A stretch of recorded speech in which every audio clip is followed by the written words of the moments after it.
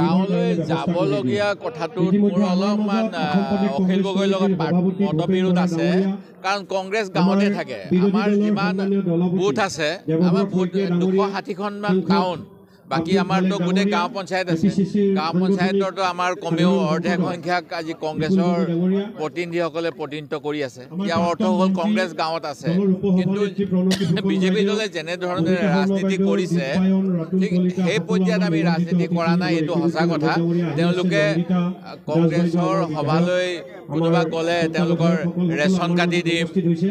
Ayushman card কাটি দিম বুলি কয় এনেকুৱা ধৰণৰ এটা জ্বলা দিয়াৰ কাৰণে কংগ্ৰেছৰ সমৰ্থকসকলেও আজিকালি কংগ্ৰেছৰ মিটিঙলৈ আহিবলৈ অলপ ভয় কৰা হৈছে কাৰণ অন্ন চিন্তা চমৎকাৰ বুলি কালিত আছে কৈ গৈছে এই কোন কাহানী বাই এই গতিকে আমাৰ অকণমান দেখাত কংগ্ৰেছ যেন গাঁৱত নাই এনেকুৱা ভাৱ হয় কিন্তু ৰাইজ কংগ্ৰেছৰ লগত আছে আৰু কংগ্ৰেছ গাঁৱত আছে এই কথা মই ক'ব পাৰোঁ আজি আমাৰ বিভিন্ন অঞ্চলত কংগ্ৰেছৰ 139তম প্ৰতিষ্ঠা দিৱস উপলক্ষে বিভিন্ন ধৰণৰ সভা সমিতি হৈছে আৰু দেশ কে লিয়ে যিটো কংগ্ৰেছৰ এটা ডনেশ্যন বিচাৰিছে সেই কামো চলি আছে সভাপতিয়ে কৈছে যে অনুৰোধ কৰিছো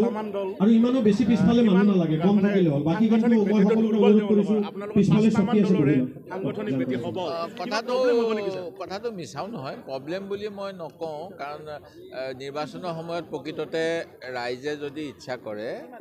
যিকোনো দলকে ভোটদান দি জয়লাভ কৰাব পাৰে ইয়াৰ উদাহৰণ আছে যে বিজেপি দলৰ কোনোবা এটা সময়ত 5জন হৈছিল কোনোবা দিনত 10জন হৈছিল যি সময়ত অসমত তেওঁলোকৰ বুথ কমিটি আছে নে মানুহে নাজানিছিল সেইখিনি সময়ত তেওঁলোকে 60খনলৈকে এখন পাই গ'ল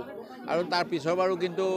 তেওঁলোকে বৰ ভাল কৰা নাই 60খনৰ পৰা তেওঁলোকে যিমানটো শক্তি সঞ্চয় কৰিব লাগিছিল 2016 চনৰ পৰা সেইখিনি নহ'ল এইবাৰো তেওঁলোকৰ মিত্ৰজোঁট চৰকাৰ চলাব লগা হৈছে ইয়াৰ অৰ্থটো হ'ল যে অসমৰ ৰাইজে ভাৰতীয় জনতা পাৰ্টিক যিটো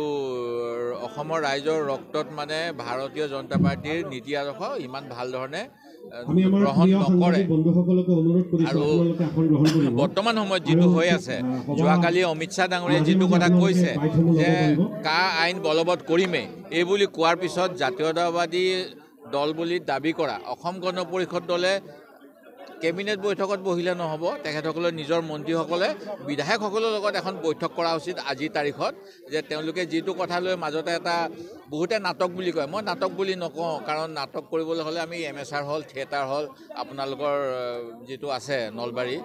নাট্য সমিতি এই নাট্যমন্ত্ৰী এইবিলাকত যাব লাগে তেখেতসকলে কিবা এটা ভাবি যোৱা সময়ত মন্ত্ৰীসভাৰ পৰা অলপ দিনলৈ আঁতৰি আছিল আৰু তেখেতসকলক বোলে এটা এছুৰেঞ্চ দিছিল যে এইটো অসমৰ ক্ষেত্ৰত বা অন্য প্ৰযোজ্য নহয়